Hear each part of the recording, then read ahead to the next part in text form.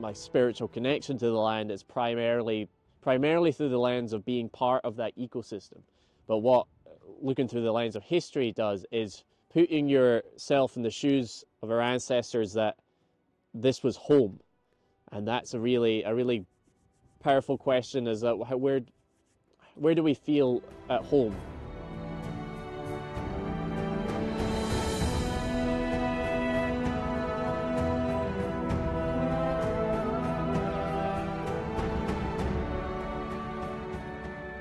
My name is Tom Langhorn. I'm a wilderness survival instructor and YouTuber.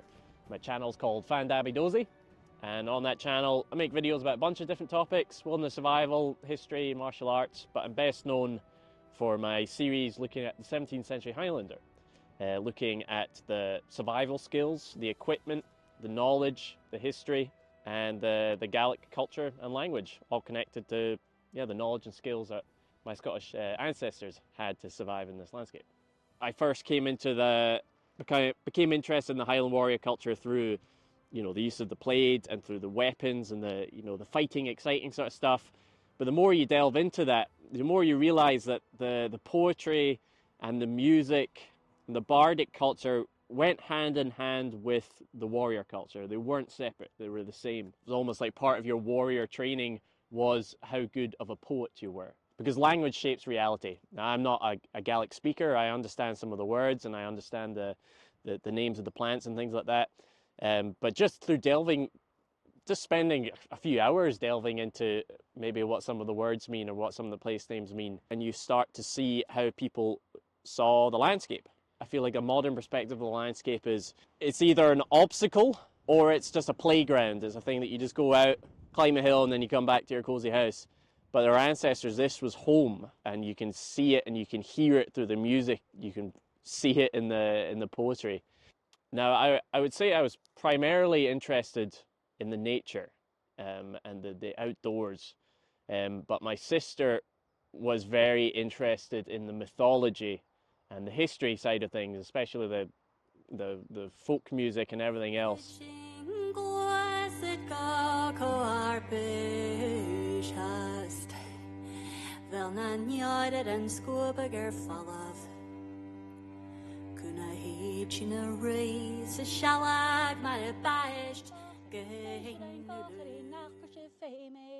Henship, it's Misha Kate Langhorn, it's Misha Pure Tom. So hello, it's Misha Kate Langhorn.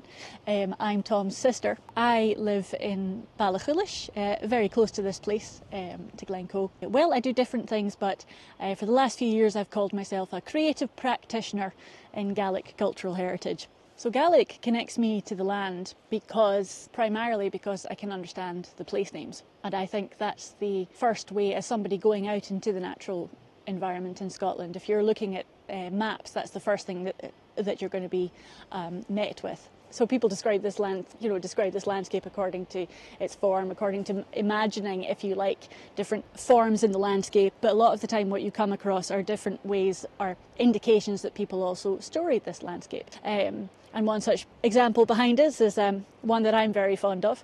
So this is Scarn and Fianna, Peak of the Fianna. Now, Fionn Mac Cool is a warrior in Irish and Scottish, the heroic tradition, we call it. Legendary Fionn Mac Cool and his warriors, the Fianna, were sort of camped here, situated themselves up on top of this mountain, and this was in preparation to fight the Lochlanich, the Vikings, as they came down Loch Leven.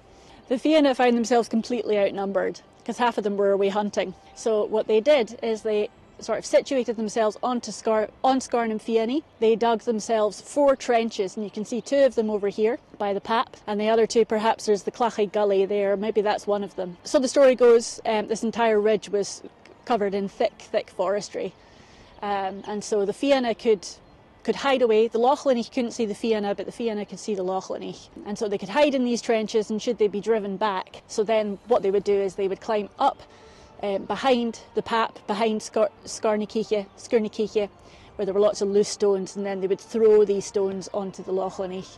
And it's important to remember as well that the Fianna, everyone that exists in these stories, they're huge giants of people.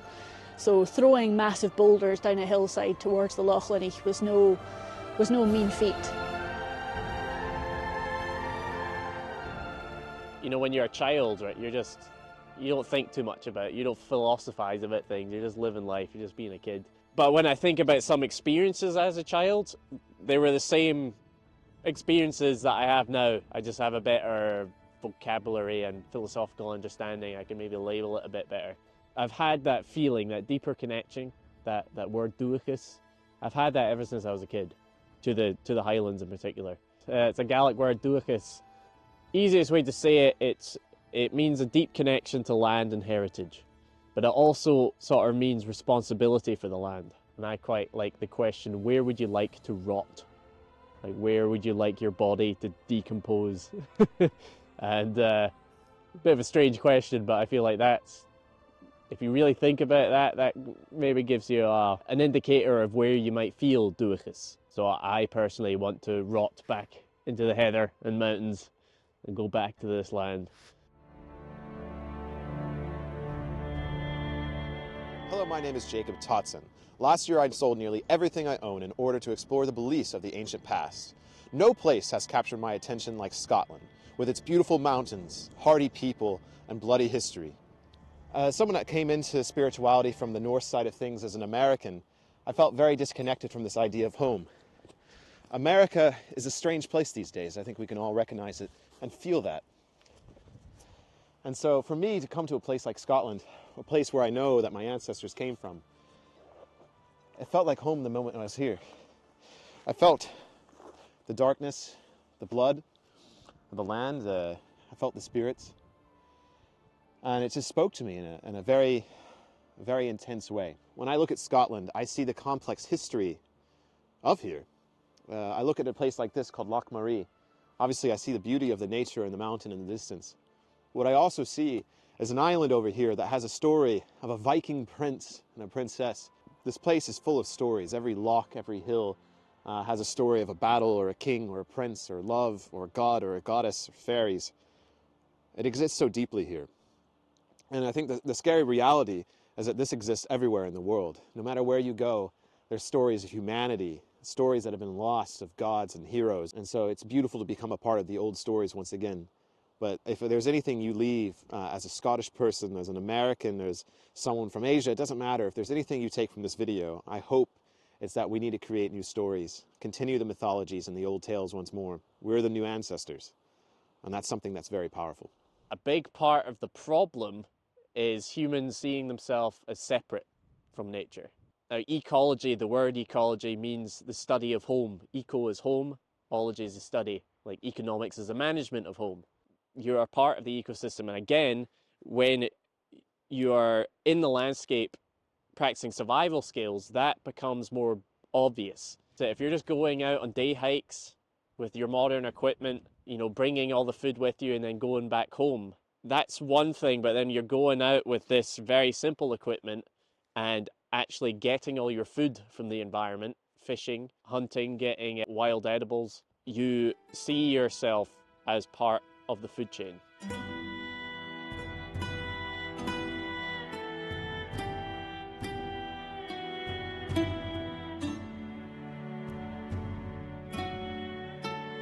Hi everyone, my name's Kaif.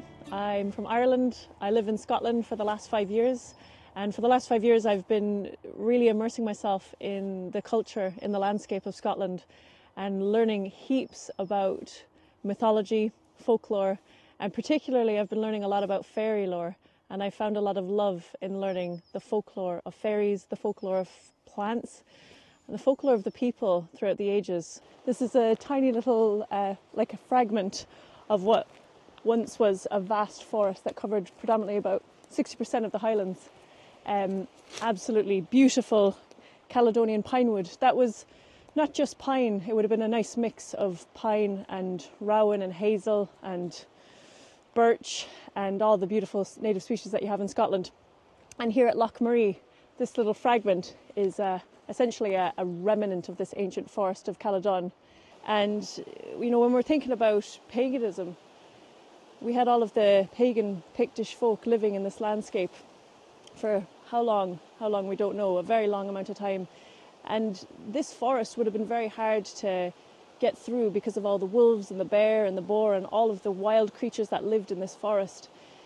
And the Romans tried to invade this forest, and they wrote back to home and said it was just really hard to get through because of all of these wild beasts that lived there and all of these fierce Pictish warriors that lived in this forest and lived beyond the walls that they'd created. Just an interesting thing when we start looking at the landscape in a way that is not only just through the ecological lens and the historical lens, but through the spiritual lens and the connection that our ancestors in this landscape had to this particular forest, and how this particular forest ecosystem protected this strong animistic, this strong pagan belief system. And, you know, Columba, hailing from the lands of Ireland, where I'm from, you know, he came over and his mission was to convert the last remaining Picts in all of Britain, the last remaining pagans, I should say, in all of Britain towards Christianity. And, you know, he had to come along here, you know, 565 AD, and he was here for 40 years in the Loch Ness area.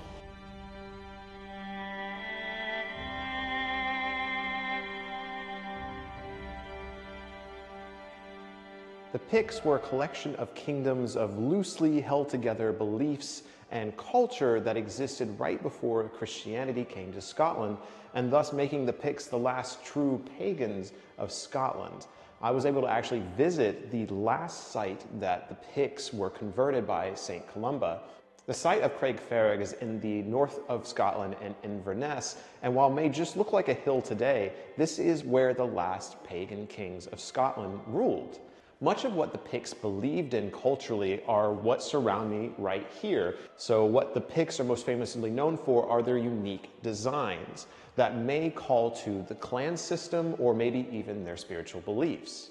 Now, we really don't have any written source material to go off of. We barely even know what the language of the Picts was.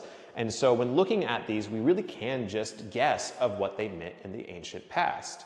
Having said that, the beliefs of the Picts may have been preserved into Christianity in the form of superstitions that were carried through all the way into Highland culture. A lot of these superstitions survived in the belief of the fairies or the fair folk or the brownies or the little elves. And so fairy culture and superstition and fairy tales all are at the center of Highland superstitions and are often the main characters of their stories. And so when I look around, I wonder if the Picts of the past believed in these fairies just as the Highlanders did in the future. And when looking at their very mysterious symbols, there had to have been something there to their belief system that called to this superstitions that eventually came into Highland culture. I think fairy folklore is quite a vast world. It's like trying to describe God. There's millions of different types of fairies, but if we're looking at the Scottish kind of fairy belief system, it spans back thousands of years. You've got your traditional Victorian style fairies that are very small in stature and have wings and are very elegant, but you also have more mischievous fairies. The most traditional fairy belief is the Dina Shi, the Dina Ma, the good folk that live in the hills. They live in the dunes, the cairns, the majestic mounds that are covered in beautiful native woodlands, covered in beautiful wildflower meadows.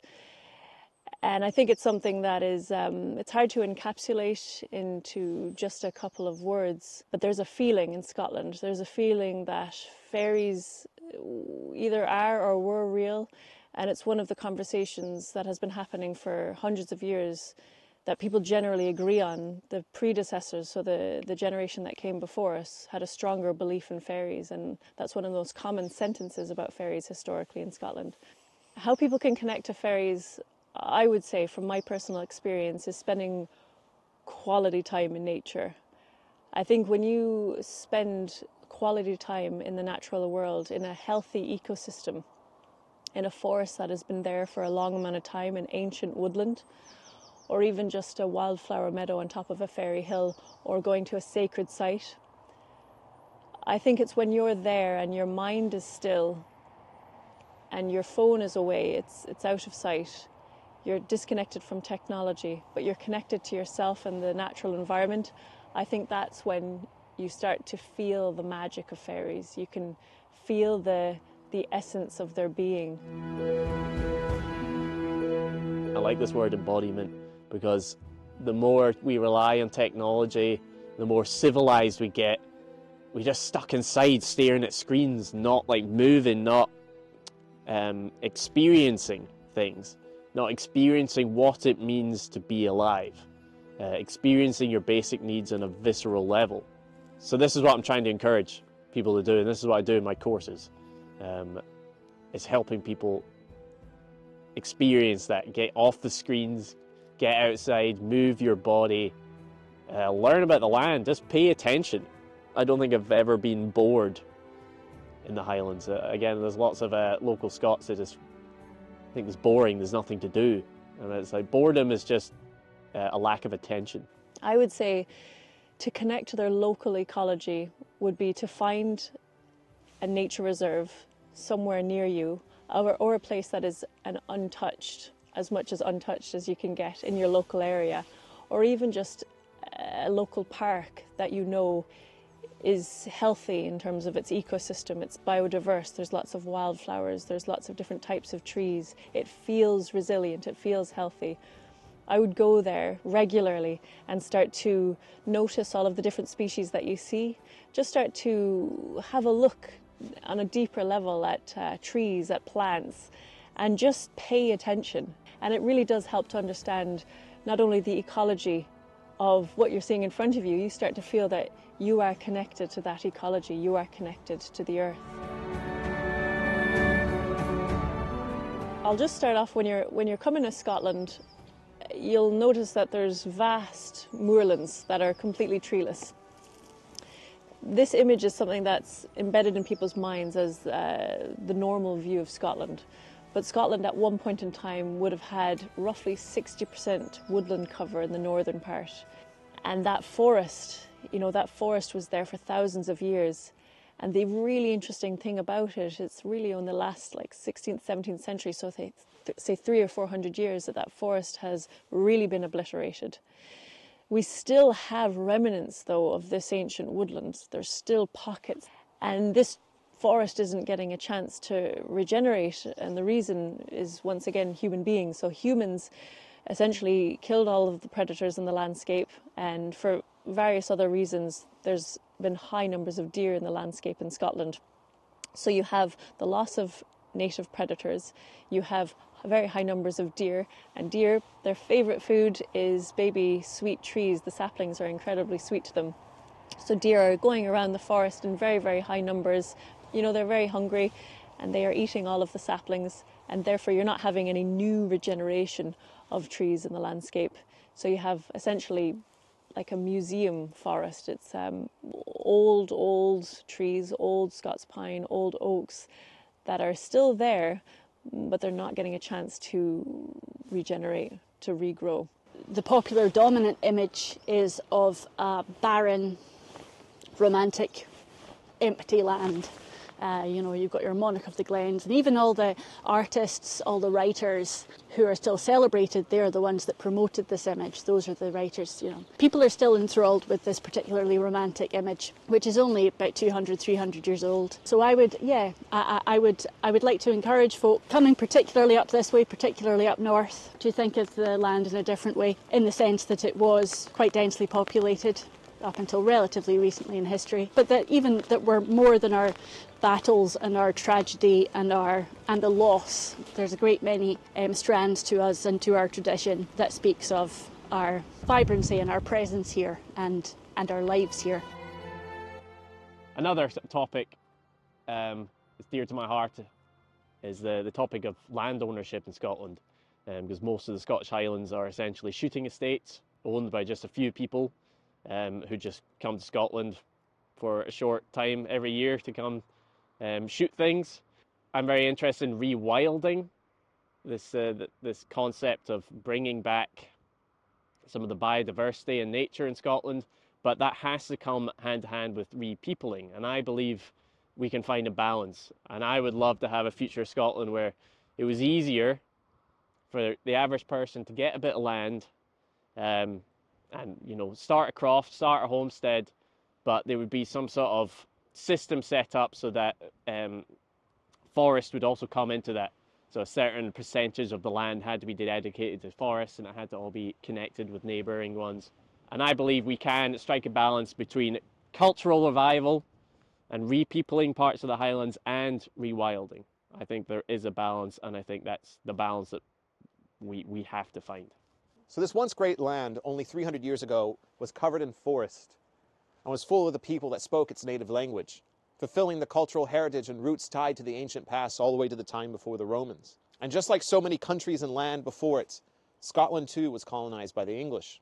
So while we may not think about Scotland as a colonized place, especially to Americans who are not taught a lot about world history, especially even places like Scotland, Scotland was colonized. And the scars of that colonization can still be felt very deeply in the land and within its people. After the Battle of Culloden, two things happened to the Scottish that devastated its culture. One, it was outlawed to wear any Highland dress or speak Gaelic. And if anyone was caught wearing a tartan or any Highland dress, the punishment could be very severe, sentencing them to prison and possibly even to working in one of the colonies as essentially a slave for I think up to 7 years. And while this law did not stay in place for very long, the damage was done very quickly. And two, it didn't take very long for Gaelic to completely fade away from the Scottish language, even though we can still see remnants of it within the land today. The second thing that began to happen to Scotland after the Battle of Culloden is the Highland clearances. The Highland clearances took place around a 100-year period where waves of Scottish clans and people were removed from the land to make way for sheep grazing pastures. This clearance of the Highlands led to around 60% of the Scottish population up here in the Highlands to be removed. An example being, I worked on the Isle of Canna for a summer. Canna is in the small isles, so just south of Skye. There were 14 people at most living on the island about 10 years ago when I was there. But in 1800 there were 400 people living there. So you only need to think about it in those terms before you think, oh, perhaps it's not actually the norm that it would be so empty. The clearances and things are talked about in quite a passive way, and like they were something of the past. But even now, people are struggling. People who are from here are struggling to return to here. Further out in the islands, those communities are struggling, and those native-speaking Gaelic communities are struggling because of the housing situation.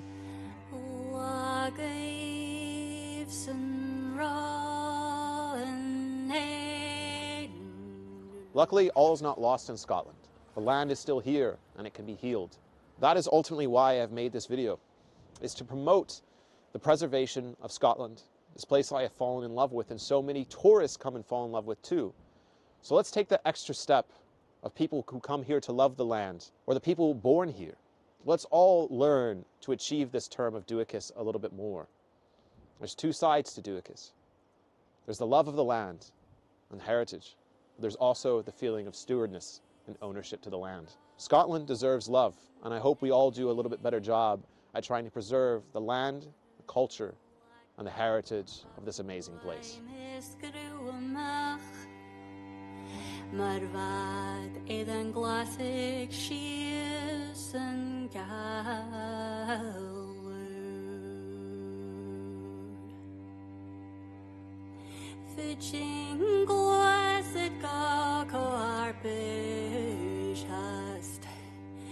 Wel na njaren en skoebiger fallaf.